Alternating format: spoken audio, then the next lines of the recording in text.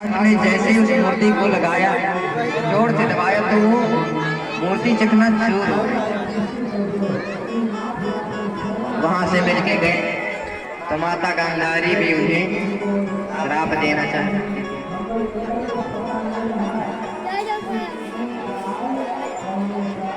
वो भी श्राप देना चाहता, लेकिन राज जी पहले ही जाकर के उन्हें समझा दिया था, इसलिए वो श्राप नहीं दे। सभी लोग वहां से मिलके आए और ठाकुर जी जाने के लिए तैयार हो।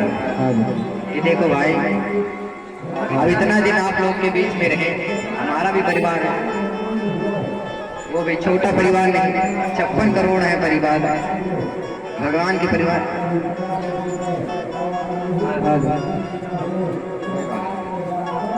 56 करोड़ परिवार है।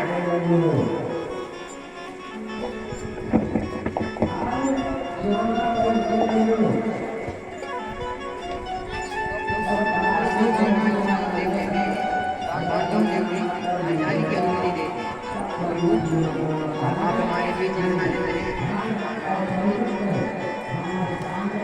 अब आपका मन है तो आप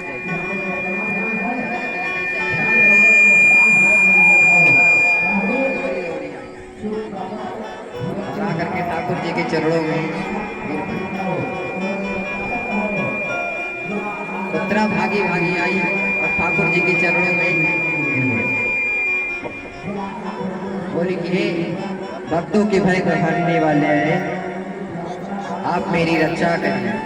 पाहि पाहि महायोगी देव देव जगतपते, नान्यं त्वद्भयं पश्ये यत्र मृत्युः परस्परम्।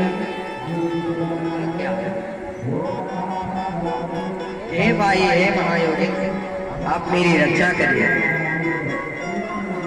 ये तेज मेरे गर्भ को नष्ट कर देगा, मेरी भले ही प्राण चले जाए लेकिन मेरे गर्भ को बचा लीजिए। ठाकुर जी ने कहा, देवी आप अपनी रक्षा क्यों नहीं चाहते, अपने गर्भ की रक्षा क्यों चाहते? तो उत्तरा ने कहा, प्रभु मुझे कुछ हो जाएगा, मैंने प्राण त्याग दूंगी तो कोई बात नहीं, लेकिन अगर मेरे गर्भ को कुछ हो गया तो आपको कलंक लग जाएगा। ठाकुर जी ने कहा, क्यों, हमें क्यों कलंक लगेगा? तो उत्तरा ने कहा कि लोग तो यही साक्ष्य मानकर कहेंगे कि जिनके वंश में स्वयं भगवान रक्षक थे, उनके वंश में कोई दीपक जलाने वाला नहीं बचा। इसलिए प्रभु आप मेरी गर्भ की रक्षा करिए। ऐसे भाव पे ठाकुर जी रीझ गए, ठाकुर जी रीझ गए और ठाकुर जी तुरंत अंगुष्ठ मात्र का रूप धारण करके एक अंगूठे के रूप, इतना छोटा रूप धारण करके और उत्तरा के गर्भ में प्रवेश किए। और अश्वत्थामा ने जो ब्रह्मास्त्र चलाए थे उत्तरा के गर्भ पे, और 5 अस्त्र पांडवों की तरफ छोड़े थे। तो जब पांडवों की तरफ अस्त्र आ रहे थे, उसे तो भगवान ने अपने सुदर्शन चक्र से काट दिया, और उत्तरा के गर्भ में प्रवेश करके ब्रह्मास्त्र से उत्तरा के गर्भ की रक्षा की, उत्तरा के गर्भ की रक्षा की। इतनी भगवान कृपालु, भगवान रक्षा करके पुनः रथ पर आरूढ़ हुए। बोले कि भैया हमें चलना चाहिए।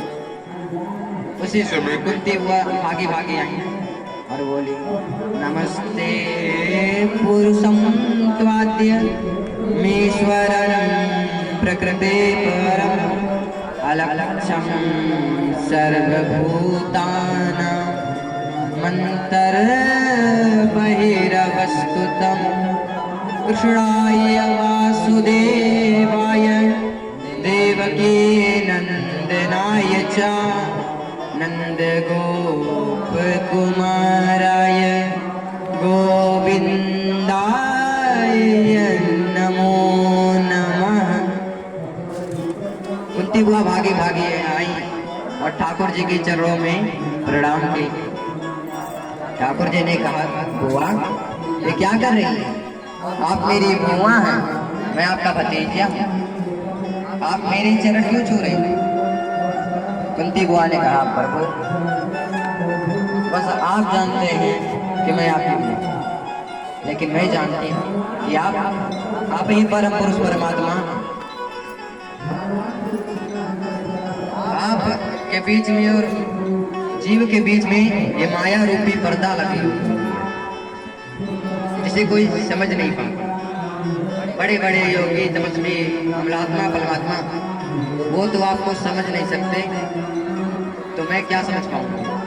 मैं तो बस इतना जानती हूँ कि मेरे भैया वसुदेव और देवकी के पुत्र हो, जो नंद के लाला कहलाते हैं और वृंदावन के ब्रज में अनावृत चरणों से विचरण करते हैं।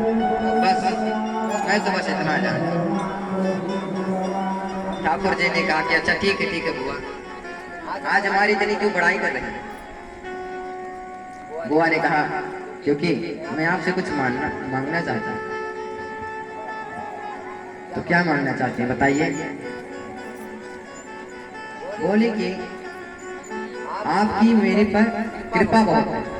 अच्छा बुआ कैसे जाने? बोले कि ऐसे जाने, हमारे ऊपर न जाने कितने बड़े बड़े संकट आए, लेकिन वो सब संकटों से आपने ऐसे ही तार लगा दिया। लाचा ग्रामे मुझे मेरे पुत्रों से जलाकर ऐसे ही मार देते, लेकिन आपकी कृपा से बच गए। अज्ञातवास के समय बड़े बड़े राक्षस आए, मेरे पुत्रों को तो ऐसे ही खा जाते हैं, लेकिन आपकी कृपा से बच गए। और ये सब खतरे जब आते थे तब आते थे, लेकिन जब महाभारत का युद्ध शुरू हो गया तो परख पर खतरा, इस समुद्र को कोई पार नहीं कर सकता था, लेकिन आपके कृपा से ये ऐसे हो गया जैसे गाय के किसी बछड़े के खुर से गड्ढा बन जाता है, उसे अकस्मात कोई पार कर दे, ऐसा हो गया। तो आपकी कृपा हम पर बहुत है, ये मैं जानती हूँ। अच्छा बुआ बताइए आपको क्या चाहिए? तो बुआ बोली कि देखो मुझे विपत्ति दे दो, विपत्ति दे दो। सभी लोग कहते हैं सुख संपत्ति घर आवे, कष्ट मिटे तन, और बुआ कह रही है कि हमें विपत्ति दे दो। विपदः सन्तु नाशाश्वत तत्र तत्र जगद्गुरु, भवतो दर्शनं यस्य न पुनर्भव दर्शनम्। कुंती बुआ कह रही है कि जब जब मेरे ऊपर विपत्ति आती है तब तब मुझे आपके दर्शन होते हैं, तो मुझे ऐसी सुख नहीं चाहिए कि आप हमसे दूर हो जाइए, इसलिए मुझे विपत्ति दे। ऐसे सुख पर पत्थर पड़े जो कृष्ण हृदय से जाए, बलिहारी बा दुख के जो पल पल नाम रटाए। ऐसे सुखी किस काम का? ऐसे सुख पर पत्थर पड़े, कैसे कहाँ से था यार, हम बहुत जिससे आपकी यादें ना हो जाएगी वो भी। अरे अच्छी तो वो दुख है जो पल पल आपके नाम याद दिलाते रहे। हाँ वही से हुआ है। इसलिए माधो मुझे विपत्ति दे दी। ठाकुर जी ने कहा बुआ मेरे जाने से आप दुखी हो रही हैं तो वापस का जाना स्थगित नहीं जाएंगे। ठाकुर जी पुनः रथ पर उतरी और महल में जाकर के प्रविष्ट हो गए। रात्रि के समय ठाकुर जी ने देखा कि सभी लोग सो रहे हैं, लेकिन युधिष्ठिर भैया बैठे बैठे रो रहे हैं।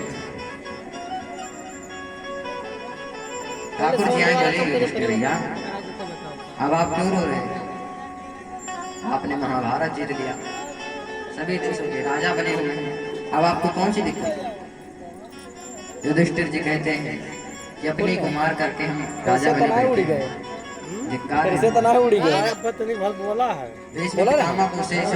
बाड़ों की सैया मिली वो भी मेरे की कारण। महाभारत में न जाने कितने स्त्रियां विधवा वो सब मेरे कारण। धिक्कार है मुझे ऐसे राजपथ की प्राप्ति हो गई।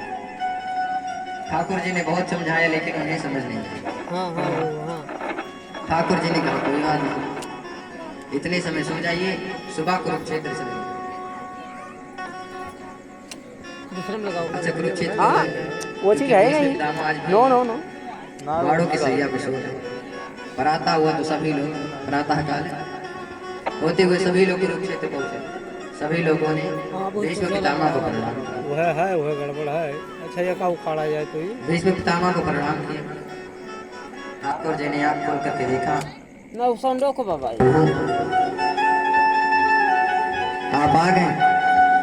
आपके ही इंतजार में हम बैठे थे। भीष्म पितामह को इच्छा वरदान कि जब तक उनकी इच्छा नहीं होगी, जब तक यमराज उन्हें लेने नहीं आएंगे। हाँ वो मैं कह बाबा तो का। इसलिए वो आज भी भगवान का इंतजार कर रहे थे। भगवान पहुंचे। भीष्म पितामह जी ने कहा प्रभु आपका ही इंतजार कर रहा था, आप आने में देरी कर दी। ठाकुर जी ने कहा पितामह ये युधिष्ठिर भैया रात से बड़ी शोक में है, शोक में है। इन्हें ऐसा लगता है कि महाभारत में जितने भी स्त्रियां विधवा हुई हैं उन सबका कारण यही है। ये अपनों को मार करके राजा बने हुए हैं, ये सब इन्हें शोक है।